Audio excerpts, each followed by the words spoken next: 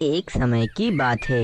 एक बहुत ही खूबसूरत और हरे भरे से जंगल में मीनू चिड़िया एक दरख्त पर रहती थी। मीनू चिड़िया वैसे तो बहुत ही खुश रहती थी, पर उसकी बस सिर्फ एक ही परेशानी थी। उसके घोंसले में दो छोटे छोटे से नन्हे से मानो चिड़ा और सोनी चिड़िया भी थे। उन दोनों के कारण ही मीनू चिड़िया बहुत ही ज्यादा चिंतित रहती थी। मैं क्या करूं? मुझे तो कुछ भी समझ नहीं आ रहा है। इन दोनों की बात से तो मेरी परेशानियां और भी बढ़ गई हैं। ये दोनों अभी बहुत ही छोटे हैं और इन्हें भूख भी बहुत ही लगती है। मैं इनके लिए दाना जमा करने कैसे जाऊं? मैं इन्हें यहाँ पर अकेला नहीं छोड़ सकती। मुझे कुछ ना कुछ तो करना ही पड़ेगा। मुझे कुछ ऐसा करना पड़ेगा कि जैसे मुझे दाने भी मिल जाए और मैं इनके सामने ही रहूं। चलो मैं कुछ सोचती हूँ, जरूर मेरे दिमाग में कोई न कोई उपाय आ ही जाएगा। मीनू चिड़िया काफी देर तक सोचती है, पर उसके दिमाग में कोई भी उपाय नहीं आता है। अरे मैं क्या करूँ? मुझे तो कुछ भी समझ नहीं आ रहा है।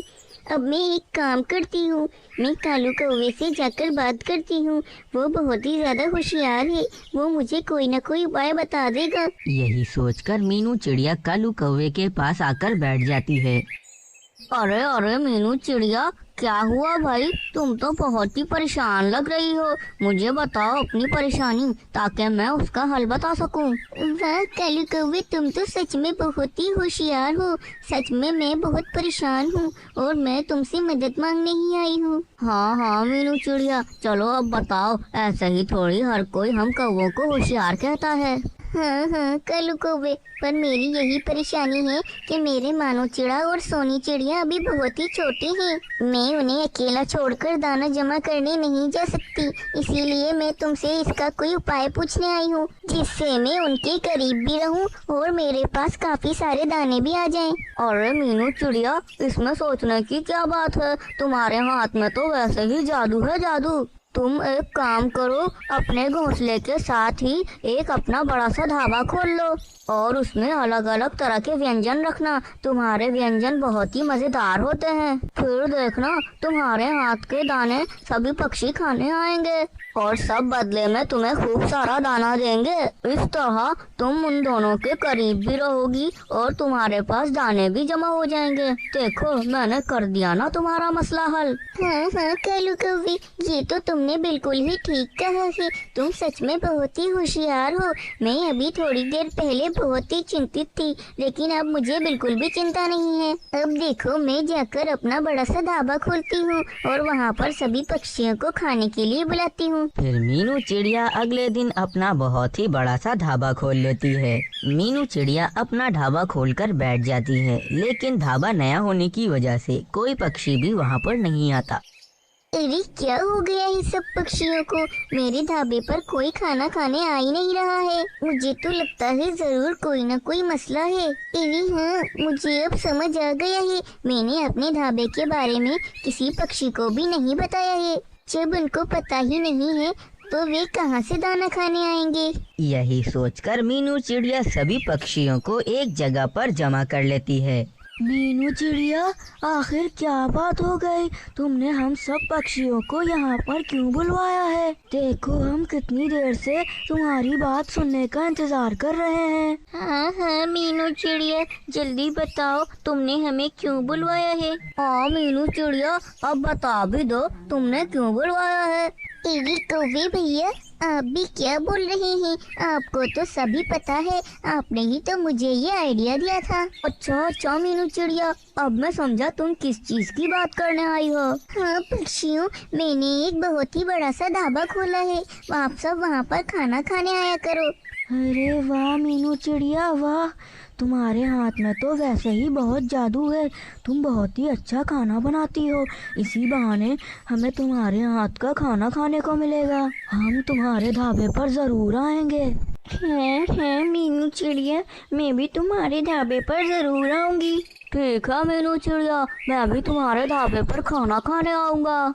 सभी पक्षियों को ये सब बताकर अब मीनू चिड़िया तोते महाराज के पास जाती है। मीनू चिड़िया, तुम यहाँ पर कैसे आई हो? तुम्हें क्या काम है? नहीं नहीं महाराज, मुझे कोई काम नहीं है। मैं तो आपको एक बात कहने आई हूँ। हाँ हाँ, कहो कहो मीनू चिड़िया, क्या बात कहने आई हो?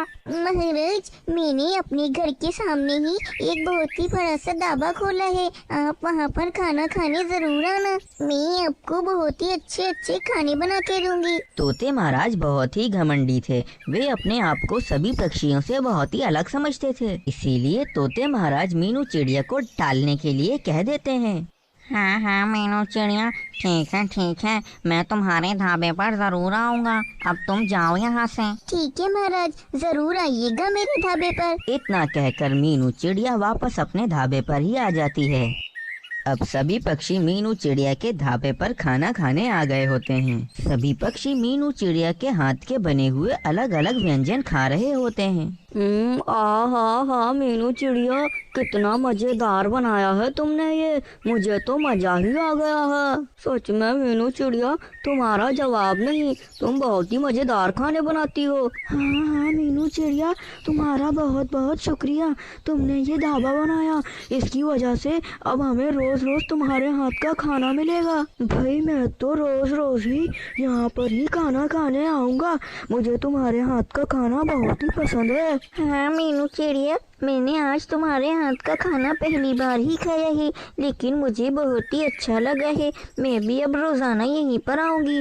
सभी पक्षी मीनू चिड़िया के हाथ का खाना खा के बहुत ही ज्यादा खुश हो रहे होते हैं और मीनू चिड़िया की बहुत ही तारीफें कर रहे होते हैं। आज पूरा दिन गुजर जाता है, लेकिन तोते महाराज मीनू चिड़िया के ढाबे पर नहीं आते हैं। मीनू चिड़िया को तोते महाराज का ही इंतजार था। फिर एक दिन तोते महाराज अपना खाना खा रहे होते हैं। वे काफी सारा खाना खा लेते हैं। अब उन्हें बहुत ही नींद आ रही होती है। तोते महाराज थोड़ी देर के लिए सो जाते हैं। काफी देर के बाद तोते महाराज की आँख खुलती है, लेकिन अब उन्हें कोई भी काम नहीं था।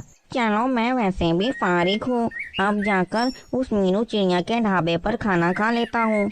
इतना कहकर तोते महाराज मीनू चिड़िया के ढाबे पर आ जाते हैं। वहीं पर कालू कौवा भी मीनू चिड़िया के हाथ का खाना खाकर उसकी बहुत ही तारीफ कर रहा होता है। मीनू चिड़िया तोते महाराज को भी बहुत सारे व्यंजन देती है।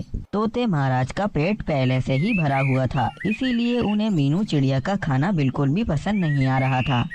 अरे तुम लोग खामखा ही इस मीनू चिड़िया के हाथ के बने हुए खाने की तारीफ करते हो। ये तो बिल्कुल भी अच्छा नहीं है, बेस्वाद है ये। मुझे तो बिल्कुल भी अच्छा नहीं लगा। मैं यहाँ से जा रहा हूँ। इतना कहकर तोते महाराज वहाँ से चले जाते हैं। काफी दिन गुजर जाते हैं। आज तोते महाराज को बिल्कुल भी खाना नहीं मिला था। वे तोते महाराज काफी भूखे थे। आज तो बहुत ही भूख लग रही है। अब क्या करूँ मैं?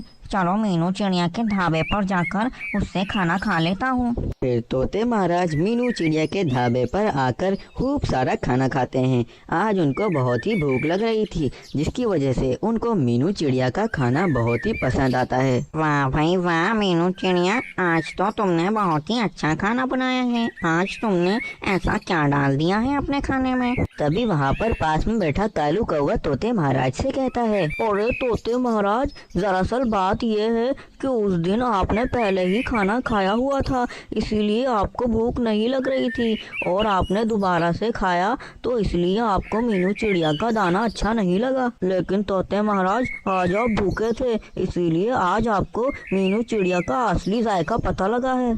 ये सुनकर तोते महाराज बहुत ही ज्यादा शर्मिंदा होते हैं। अरे हाँ मीनू चिड़िया, मुझे माफ़ कर दो। उस दिन मैंने तुम्हारे साथ बहुत ही बुरा किया। मैंने तुम्हारे हाथ के बने हुए खाने को बहुत ही बुरा बोला, लेकिन अब मैं सच कह रहा हूँ, तुम्हारे हाथ का खाना बहुत ही अच्छा है। महाराज मीनू चिड़िया को काफी सारे इनाम देकर वहाँ से चले जाते हैं। इस कहानी से हमें प्रेरणा मिलती है कि हमें हर बात सोच समझकर ही बोलनी चाहिए।